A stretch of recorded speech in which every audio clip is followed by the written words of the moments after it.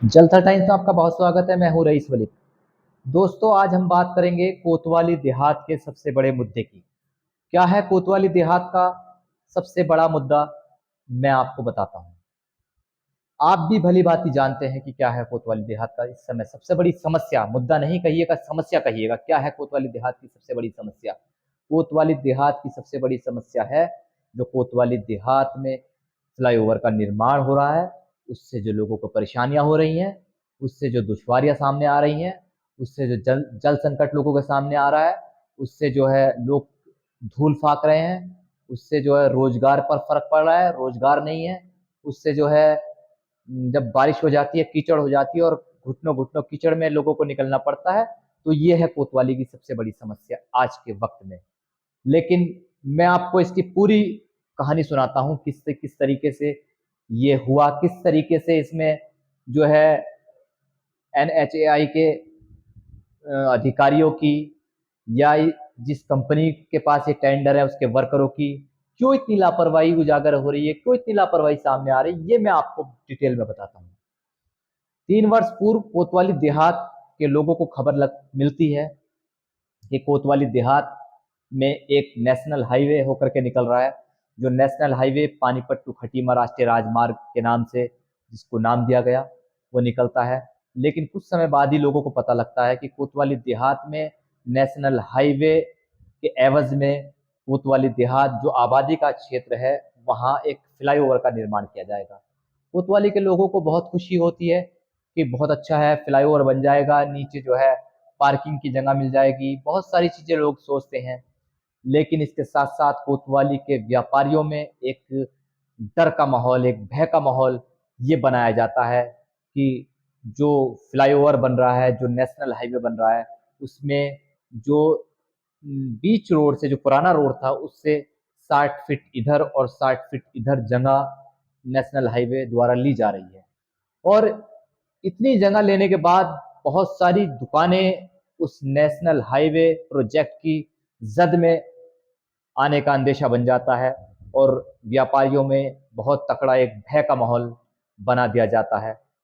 लेकिन कुछ व्यापारी नेताओं की मेहनत की बदौलत, उनके एनएचएआई के हेडक्वार्टर जो बागपत में बताया जाता है, उसकी बदौलत, वहां जाकर अधिकारियों से संवाद करने की बदौलत, वो जो मानक है 60 फीट से घट करके 50 फीट पर ड्राइंग तैयार होकर के आ जाती है और पुल का फ्लाईओवर का निर्माण कार्य शुरू हो जाता है। लेकिन फ्लाईओवर का निर्माण कार्य इतनी सुस्ती से, इतनी लापरवाही से, इतनी मनमानी से शुरू होता है कि अब कोई व्यापारी, जो दिक्कतें हो रही हैं, जो परेशानियां हो रही हैं, कोई बोलने के लिए तैयार नहीं है। उनको अगर कोई बोलने की कोशिश करता है तो उनके दिमाग में, उनके दिल में वो डर उभार दिया जाता है कि अगर ज़्यादा बोलोगे, ज़्यादा पंगा लोगे तो ये 60 फीट अपनी पूरी जगह लेंगे, फिर आपकी दुकानें चली जाएंगी, आप बेरोजगार हो जाएंगे। ये इस तरह की जहन में, उनके दिल में जो है ये प्रश्न जो है डाल दिए जाते हैं, जिससे वो भयभीत हो जाते हैं और वो बिल्कुल साइलेंट मोड पर चले जाते हैं। कोई भी, कितनी भी परेशानी हो, कोई बोलने के लिए तैयार नहीं है। लेकिन कुछ समय बीत जाता है, जब कई महीने हो जाते हैं, लोग धूल फाकने को मजबूर हो जाते हैं, बारिश हो जाती है, कीचड़ में निकलने को मजबूर होते हैं, गाड़ियां गिरती हैं, बाइकें स्लिप होती हैं, लोगों के चोट लगती हैं, पीछे बैठी महिलाओं के चोट लग जाती है। अनगिनत घटनाएं इस दौरान हुई, लेकिन किसी के कान पे जू नहीं रेंगती है कि कोई एनएचएआई के अधिकारियों से वार्ता कर, या जिस कंपनी के पास टेंडर है उसके पीएम से वार्ता कर, जो प्रोजेक्ट मैनेजर हैं, जो इसके मुख्य कर्मचारी हैं, जो इसके मुख्य कर्ता धर्ता हैं, उनसे बात करें, उनसे कहें कि इस काम में तेजी लाइए, इस काम को जो है तरकीब से की, जो तरकीब होती है। होता ये है कि कोई बोलने के लिए तैयार नहीं होता। और कोतवाली के लोगों का एक दर्द ये भी है कि कोतवाली के सियासतदां भी इससे बिल्कुल अपने आप को अलग कर लेते हैं, कोई प्रश्न खड़ा नहीं करता। लेकिन जब हमने उनसे बात की कि आप इस, जो ये मूलभूत समस्या है, आप जनप्रतिनिधि हैं, आप राजनीति से जुड़े हैं, आपको ये सवाल करना चाहिए, आपको अधिकारियों से इसकी शिकायत करनी चाहिए। तो वो हमसे ये कहते हैं कि हाँ, हम लगातार जो है अधिकारियों से इसकी शिकायत कर रहे हैं, लेकिन उनकी शिकायतों का कोई असर ग्राउंड पे नज़र नहीं आता, जिससे कोतवाली के लोगों में, कोतवाली के खास तौर से व्यापारियों में, राजनेताओं के लिए, व्यापारी नेताओं के लिए और जो सामाजिक संगठन है उनके लिए एक आक्रोश पैदा हो जाता है। कुछ समय के बाद कार्य और आगे बढ़ता है, लेकिन कार्य की गति वही रहती है जो शुरू से रही है। कभी नगीना रोड खोद के डाल दिया जाता है, कभी बिजनौर रोड खोद के डाल दिया जाता है, कभी नाला नगीना रोड पे बना दिया जाता है, कभी बिजनौर रोड पे बना दिया जाता है, कभी वहां जो है वहां की मिट्टी उठा करके वहां गहरा गड्ढा बना दिया जाता है, कभी वहां की मिट्टी उठा के वहां गहरा गड्ढा। ये सारी समस्याओं से कोतवाली के लोग जूझते रहे, लेकिन कोई सवाल करने वाला नहीं रहा। अगर सवाल किए भी हैं तो उनका कोई असर नहीं हुआ।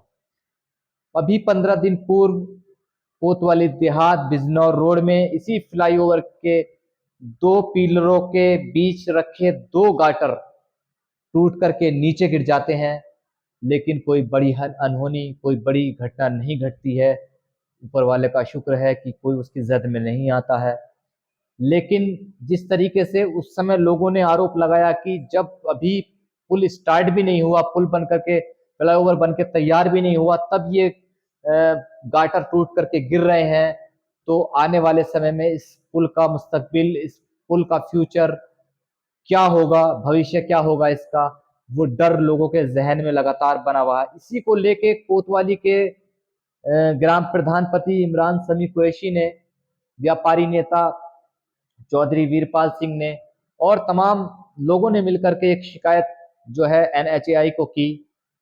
NHAI के अधिकारी आज कोतवाली देहात पहुंचते हैं और कोतवाली देहात पहुंचने के बाद NHAI के अधिकारियों से वो व्यापारी नेता, वो राजनीतिक लोग वार्ता करने की कोशिश करते हैं, लेकिन जैसे ही वो लोग उनसे वार्ता करने के लिए उनकी गाड़ियों के पास जाते हैं, भारत सरकार लिखी हुई गाड़ियां होती हैं, उनके पास जाते हैं तो वो गाड़ी में सेल्फ मार भागने की कोशिश करते हैं, लेकिन व्यापारी और तमाम लोग जो कोतवाली के बाशिंदे हैं उन गाड़ियों को घेर लेते हैं और गाड़ियों को रोक करके उनसे जबरन वार्ता करने के लिए कहते हैं कि आप हमसे वार्ता करिए, आप हमारी पीड़ा को सुनिए, आप हमारे दर्द को सुनिए, लेकिन वो सुनने के लिए तैयार नहीं होते हैं।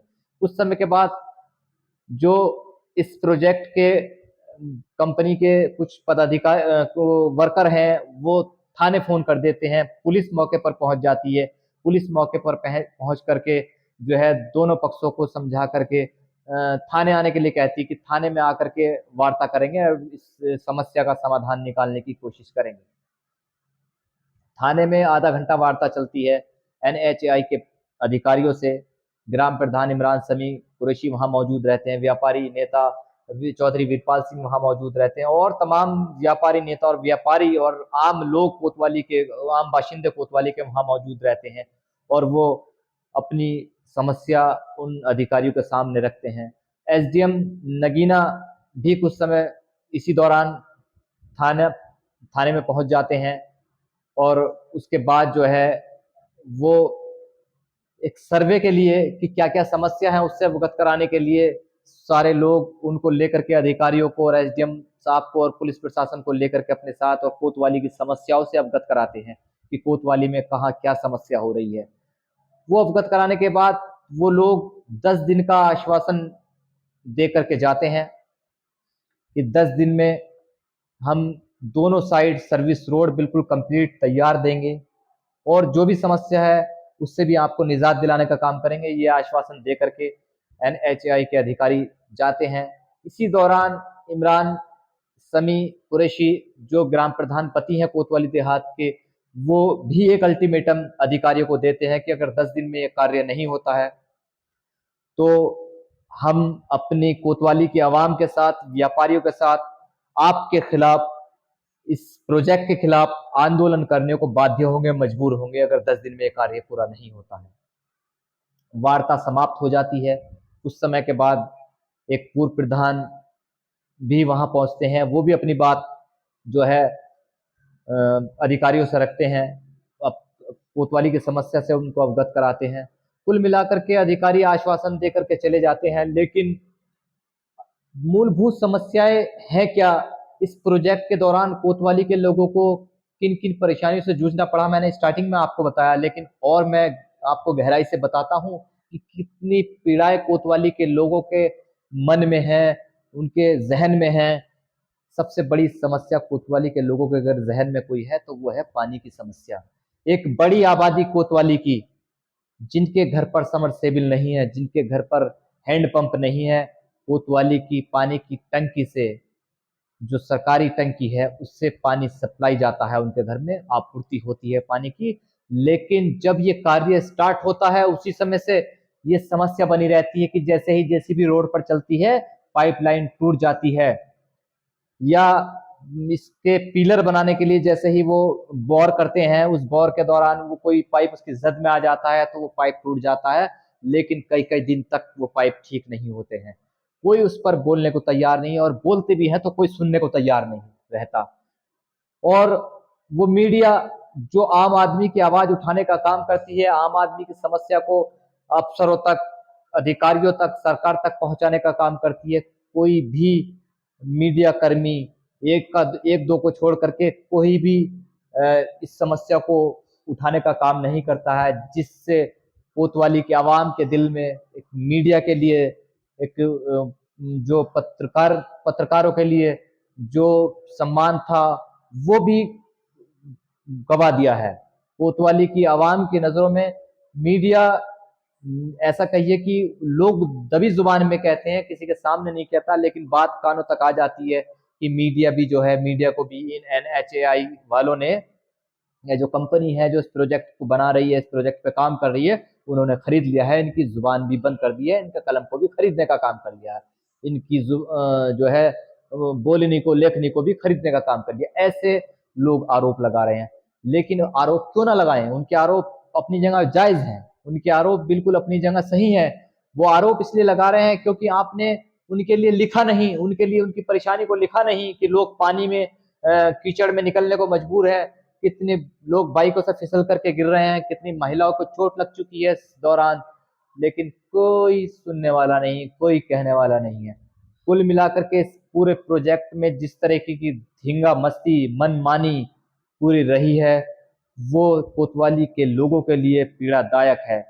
लेकिन अब आकर के मैं, मेरा प्रश्न है, कोतवाली की आवाम का प्रश्न है, जो मैं अपने माध्यम से उन लोगों से कहना चाहता हूं जो कोतवाली के सियासतदान हैं, जो कोतवाली के व्यापारी नेता हैं, जो कोतवाली के सामाजिक संगठन हैं, जो कोतवाली के सामाजिक लोग हैं, जो लोगों के लिए बढ़ चढ़ करके हिस्सा लेने का दावा करते हैं, जो लोगों की परेशानी में उनके साथ कंधे से कंधा मिलाकर चलने का दावा करते हैं। मैं उन लोगों से, मेरा प्रश्न है, मेरा नहीं, कोतवाली के लोगों का प्रश्न है, चाहे वो राजनीतिक लोग हों, कि आप 3 साल क्यों खामोश रहे?